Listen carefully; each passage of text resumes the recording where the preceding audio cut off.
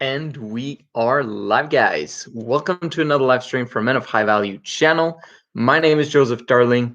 Today we're talking about money. Today we're talking about hyperinflation. We're talking about Trump. We're talking about gold. We're talking about Bitcoin. We're talking about what I think should be the next thing you should be doing in terms of preparing yourself for the financial collapse.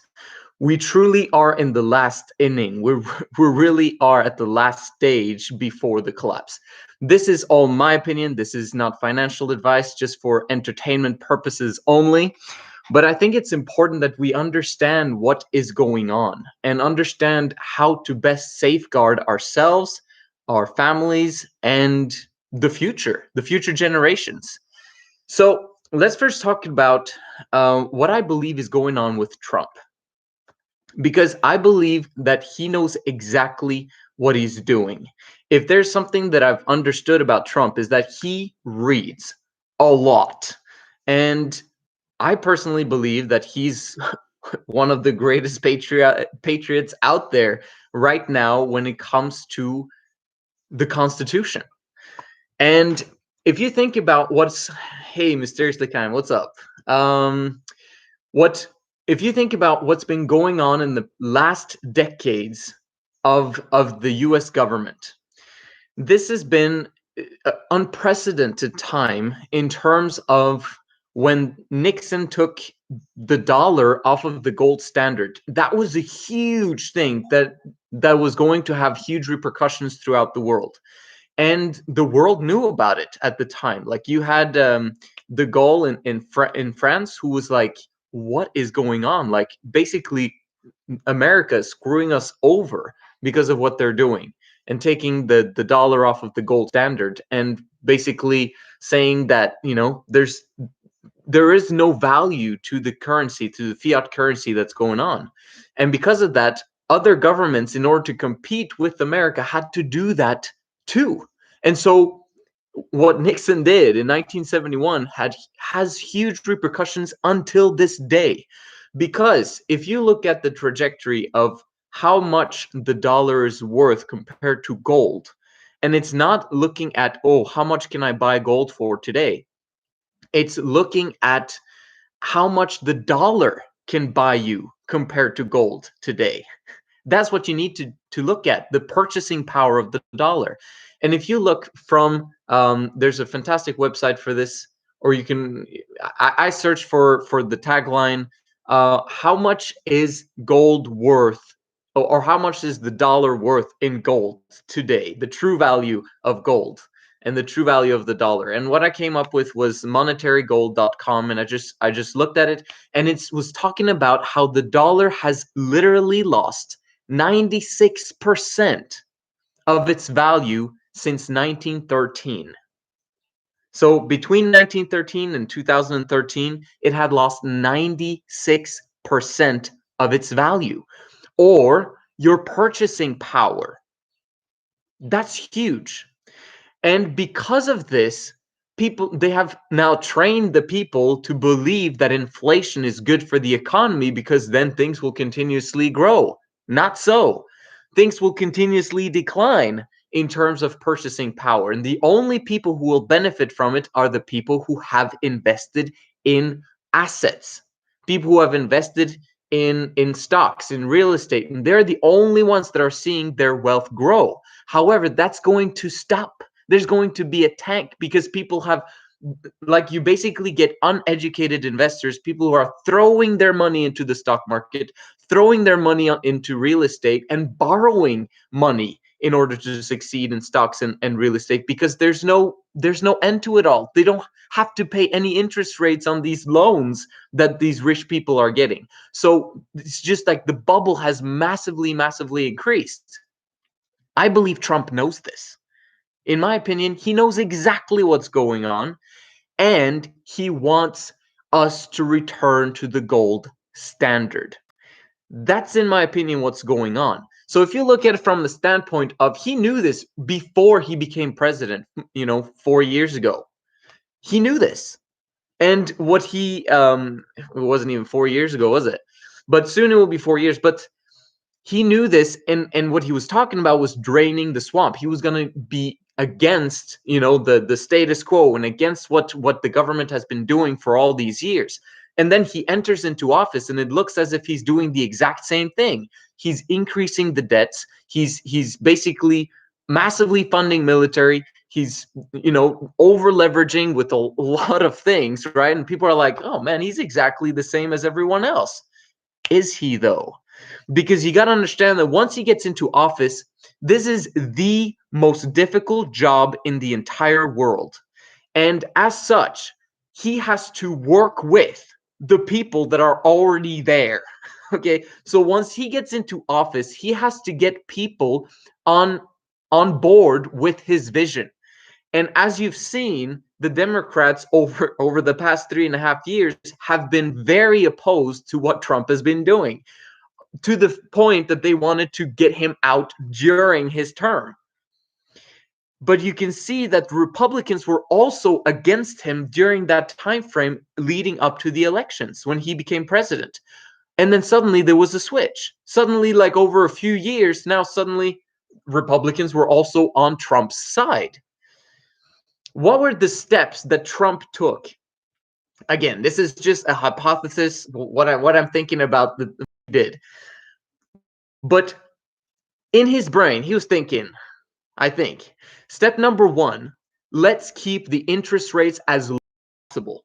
Now, you might look at this as something that's it's obviously good for the economy, right? It's gonna fuel the bubble even more. Crazily amounts it's going to increase upwards. And that's because people can now borrow money for free. And we know that money doesn't even exist, right? It's just air, it's just paper.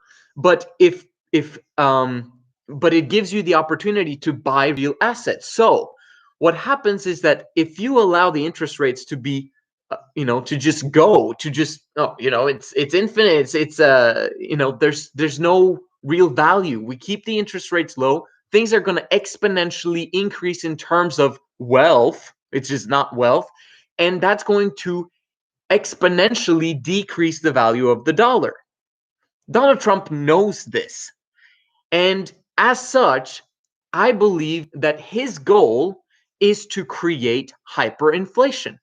Why would he want to create hyperinflation? Wouldn't that put America in a very, very difficult situation? Absolutely. What do you think is required in order for them to drain the swamp? How is it possible to take the power from the bankers, take the power from the politicians, and give it back to the people? The only way is for the dollar to be reverted to the gold standard. And what he had to do is to be on board, or basically tell the Fed that keep the interest rates low, keep the interest rates low, keep the interest rate low, so that he would put pressure on the Fed to do that, because the people, they obviously want the economy to keep going. And now they believe that, hey, if the interest rates are low, then the economy goes fantastically. Donald Trump knows that this is a fake bubble. He inside his brain, he has to tell the people, he has to tell everyone that this is fantastic for the economy. Everything is great, everything is awesome. Because if he doesn't, if he basically states the truth and is transparent with everything that he's doing, then he's not going to manage to get everyone on board. Does that make sense? Like the politicians don't know very much. It looks like have they really studied history? Have they really studied business? Have they really studied the art of war? Do they really understand what it takes in order for you to win? Donald Trump has, and he's studied history. He studied a lot of these things going on, to the point now where I believe he's creating hyperinflation on purpose so that the economy can massively tank, for the dollar and the gold ratio to link together once again, which means most probably the gold is going to increase by 25 times its value today. So we're talking about Obviously, right? If you see the link, if the dollar has decreased 96%, then obviously, in order for it to become a one-on-one with the dollar again and with gold, it has to times by 25. That's 2,500% increase in the next few years. Do you understand what's happening here? He wants it to tank, but at the same time as he wants it to tank, he wants the economy to completely collapse. He also is very, very adamant on getting the Great Wall up, right? The Great Wall of America. And he's very adamant on increasing his military, right? Allowing the Second Amendment so people can have their guns, allowing the everything to make sure that America still has power, still has firepower, still has the ability to protect itself and to protect its people, and for the people to protect themselves. He doesn't want the government to intervene in your life because he's been a businessman all of his life. And I know what the richest man in Norway has continuously said for years when asked the question, what is the hardest thing that you've had to do throughout your life? Figuring out government intervention. That's what Olav Thon, the richest man in Norway, has continuously said. That's what Donald Trump has experienced as a businessman. He knows that in order for the people to have the power to turn back to the Constitution, he has to drain the swamp. The only way to drain the swamp is to fix the status quo and to take care of this bubble and to prick the bubble in order for it to completely depreciate. This is a completely different time we're living in because Donald Trump is doing things that no one has ever done before. Everyone who's been in power has not been strong enough to do that which is necessary to deflate the bubble. And that's what I believe is happening right now, which is why we need to talk about gold, silver, and Bitcoin. But we're going to talk about mostly gold and Bitcoin. But the point is precious metals, okay? So these are my thoughts. Let's answer questions first, and then I'll go into the Bitcoin and gold. What do you think about the coronavirus? Okay, yeah. I'll go through the question. I just need to read through them. I love Donald Trump. Trump, arguably the greatest president ever. Coronavirus bad. Where do you think it comes from? The dollar has to go back to the gold standard. Think it's man-made. Comes from China. Was made in. Okay, if you want to know about the coronavirus, in my opinion, I've been following Valuetainment. Patrick Bet-David has interviewed amazing people in the last few weeks, like insane amounts of interviews, and the interviews are flippin' awesome. They last 2 hours. They're with people who know exactly what they're talking about, who are speaking the truth. And Patrick Bet-David is a libertarian at heart. Now, I believe he also votes libertarian, but who knows? But those interviews, if you follow them and you understand what has been going on, I believe that the coronavirus was a pandemic. This is me personally. I don't even want to be a conspiracy theorist, but it's not even being conspiracy theorist, it's being realistic, understanding what's going on. Like, it doesn't make any sense why the governments would be so freaking out about the coronavirus, even though there are some people who just simply listen to their leaders, right? So for example, politicians in Norway could really be working from a transparent heart and we need to save the people, we need to save the old people and all that stuff, and let's use as much oil money as possible in order to save the people and save jobs and bail out big companies. But they're doing the worst possible thing they can for the economy. Okay, it's not good bailing out these people and what's happening. But they're listening to their leaders. Understand that even though you're the highest leader in a country doesn't mean that you're not listening to what everybody else is doing and following the mainstream. The mainstream is to take the coronavirus very seriously, which we had to do, by the way, in the beginning because it was new, right? If a virus comes into your country, you have to take it seriously because you don't know what it is. It was completely new. It's a novel virus. However, within weeks, we began to figure out the true aspect of coronavirus in terms of statistics, in terms of saying that, oh, it doesn't actually kill that many people, and it's actually not that harmful as we thought it was.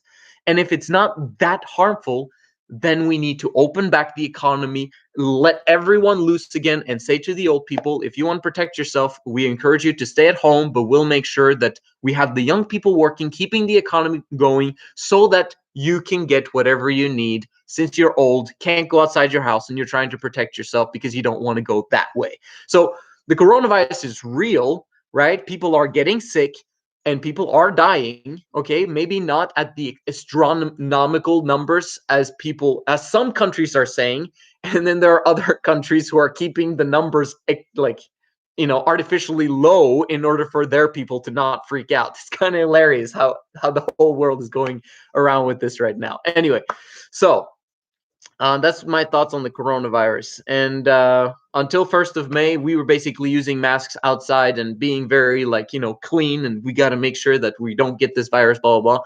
1st of May, we just completely don't give a rat's ass about it. We're very happy being free, taking off our masks, unless we're going into a public place where they require us to have it. And we've hired again our nanny, chef, whatever, and things are back to normal. So let's see.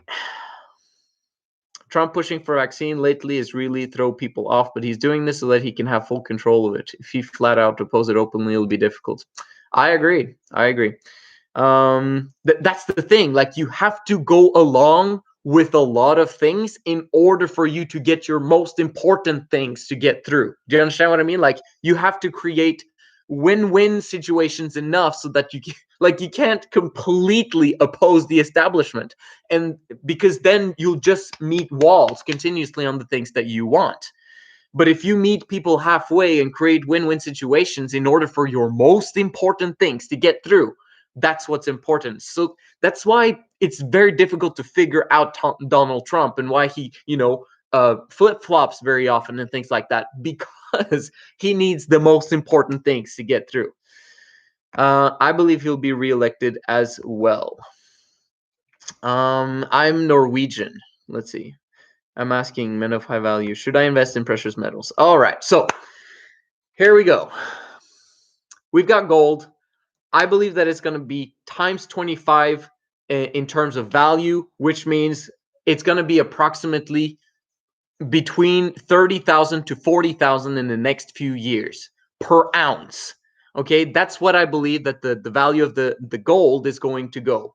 It might be and the reason why this is there's okay, so let's look at the benefits of gold compared to Bitcoin. I'm a libertarian at heart.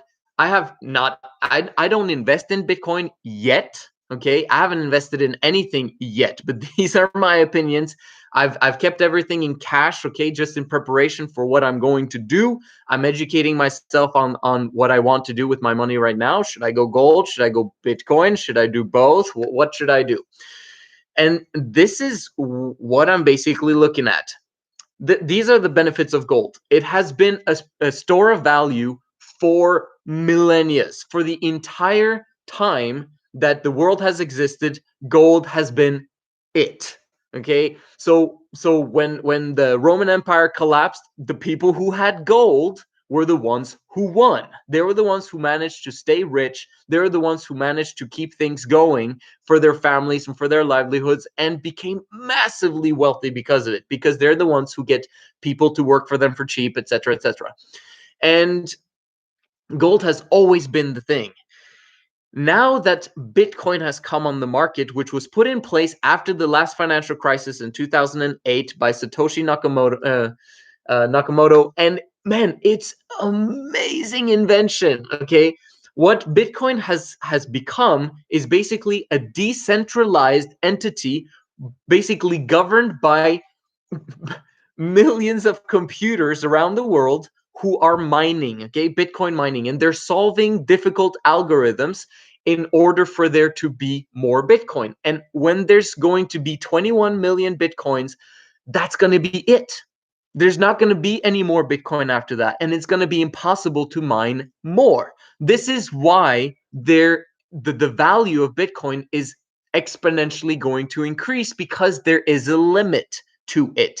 Now, there's a lot of people who will say that Bitcoin is going to absolutely collapse because, there's no government that would ever allow it to work. and it's basically air. You can't do anything with it. Obviously the energy, it has energy costs, and in order for you to produce Bitcoin and in order for you to transact in Bitcoin, it takes a lot of electricity, etc. Understand that we're just at the beginning part of Bitcoin. We're also simply at the beginning part of figuring out how to get Bitcoin to work without that much energy. And it only requires innovation. It only requires teamwork in order to make that happen. Right? So if we take that out of it, and then you have the other aspect, which is educating the public on how to use a decentralized entity, something that's difficult to use because no one knows how to use it. You kind of have to be a programmer to transact in it. And if you are not, then you basically have to pay huge fees to other exchanges in order for it to work for you. And that's ridiculous. When it's very simple, you just simply have to know it. But if you don't educate yourself on it, you're not going to learn it because it's decentralized. No one's forcing you to learn how to use it, but you will eventually be forced how to use it when mainstream begins to adopt it. Okay, so people might say that, why are you talking about Bitcoin? You explained that gold was going to, to be times 25 in value. I believe that Bitcoin will also have the same fate. So instead of thinking times 25 on Bitcoin, on gold, and 25 times on Bitcoin, how about we do half and half? Because you're going to have old people who don't understand crypto, who don't understand Bitcoin, who don't believe that Bitcoin could ever do it, because then the governments would not have control over it anymore. They wouldn't have control over the monetary policy, and it's impossible for Bitcoin to do all of that stuff, blah, blah, blah, blah, blah. Old people are going to think like that and realize that the oldest people know they're going to focus on gold, right? And realize that once the hyperinflation happens, there's no stopping it. And you don't think that, like, rich people are not going to allow their values to completely evaporate. They're going to put their money into precious metals immediately as soon as they see that the hyperinflation is happening, because right now it's getting worse before it gets better in terms of, okay, or in other words, right now it's getting better a little bit before it gets exponentially worse. It's a reverse thing right now with the dollar, because right now the dollar has been strengthened immediately. I'm here in Georgia, and it was for one Georgian lottery, or for you had to have 2.8 lottery in order to buy $1. But what happens is that suddenly there was a spike now in 3.2 Georgian lottery to $1. So there's been a spike of the dollar becoming more valuable because of the financial crisis, and everyone putting their money in dollars right now, which is what happens every single crisis. But what's going to happen is going to get exponentially worse, and you're going to see the dollar tank. When that happens, the dollar is going to exponentially increase because of the old rich people and the establishments, but you're also going to see Bitcoin because that's the youth money. That's the right now, when there's a complete financial collapse, you're going to see, in my opinion, there's going to be a dip with Bitcoin. It's going to lose its value because people are not going to have cash. And in order for them to get cash, in order for them to eat, they're going to pull out some of their Bitcoin continuously. And when that happens, you're going to have other people coming in. So it's not going to tank completely. It's not going to go to zero. It's not going to, maybe it's going to go back to 6,000. Maybe it's going to go back to 5,000. Who knows? But it might not. It might just exponentially increase right now to get to 10,000, to get to 20,000, to get to 50,000. But I believe for sure that it's going to hit 100K in the next few years. So anyway, everyone's disappeared when I start talking about monetary policy. This is what I wanted to share with you guys today. In my opinion, if I was to choose between gold and Bitcoin these days, I would choose Bitcoin, simply because of the storage of value. You simply need to know your passwords. You simply need to have a hard wallet instead of you allowing the exchanges to keep your money for you, because that can be lost anytime.